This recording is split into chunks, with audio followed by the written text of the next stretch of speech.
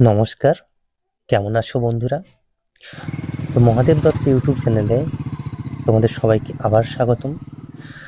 আমরা এর আগের পর্বে দেখেছি গডরশ্রেণী পাহাড়, সেই পাহাড়ি পাদদেশে খেদারানি ড্যাম, বেলপাহাড়ির মেন এই হচ্ছে যে রাস্তা। অংশ, বেলপাহাড়ির পুলিশ স্টেশন, বেলপাহাড়ির যে আমরা হোমস্টেতে ছিলাম, সেই হোমস্টে থেকে মাত্র 9 কিলোমিটার দূরে খেদারানি ড্যাম। এই সুবিশাল হ্রদ, মনোমুগ্ধ করা হ্রদ। এই ড্যামের দক্ষিণে সুউচ্চ গাড্রাসিনী এবং পশ্চিমে সিংহলহর পাহাড় রয়েছে, যা ঘিরে রয়েছে। বেলপাহাড়ি আমাদের যে মেন হোমস্টে, সেই হোমস্টে থেকে বা বেলপাহাড়ি থেকে কিভাবে আসবেন এবার দেখা যাক। আমরা বিনাপানি হোমস্টে ছিলাম। এখান থেকে বেলপাহাড়ি থেকে কুলডিয়া হয়ে খেদারানি ড্যাম 9 সাড়ে 9 কিলোমিটার মতো পড়ছে। এইটা হচ্ছে তোমার উল্টো দিকটা, মেন যে ভিউ পয়েন্ট সেটা ওই দিকে আছে। আমরা যেহেতু গাড্রাসিনী পাহাড় দিয়ে এসেছি, সেহেতু আমরা এই দিকটা এসেছি, উল্টো দিকটায়। মেন ভিউ পয়েন্ট বা টাওয়ার গুলো করা আছে ওই দিকটা, ওই দিক থেকে অপূর্ব সুন্দর লাগবে, আমি করে দেখাচ্ছি। তো এই একটা সুন্দর, আমরা বিকাল বিকাল ওয়েদারে এসেছি এখানটাতে, সত্যি সুন্দর জায়গা।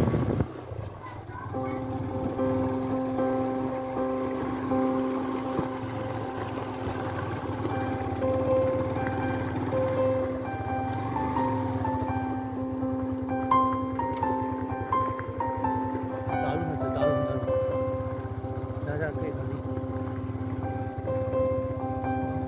অসাধারণ হচ্ছে, অসাধারণ ভিডিও হচ্ছে।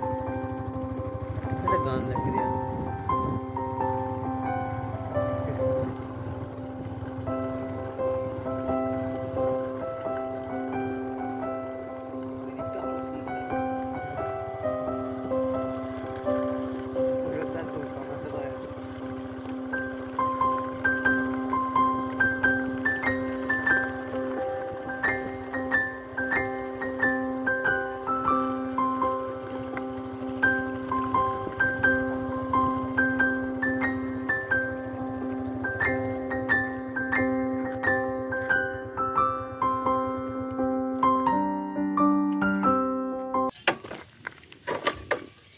এখানে ঘাট ছিল, যাবেন এখানে কাজ করবে বলো তো?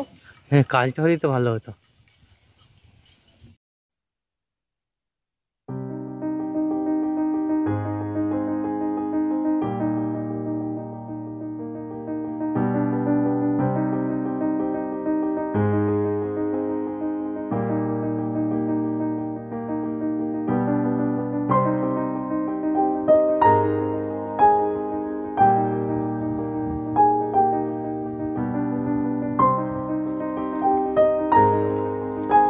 কোনোটাই রেডি করতে পারলাম না, কোনোটাই হলো না।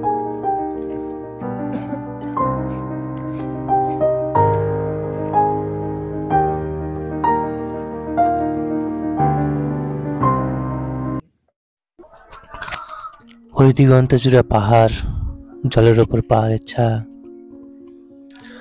পরিযায়ী পাখিদের ভিড়, এক অপূর্ব নৈসর্গিক দৃশ্য।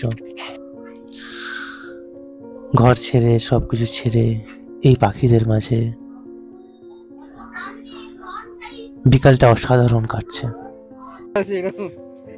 কিছুটা দৌড়াচ্ছে, তারপর কই রে, কর রে বাপ, ক্যামেরাটা বার করলুম যে।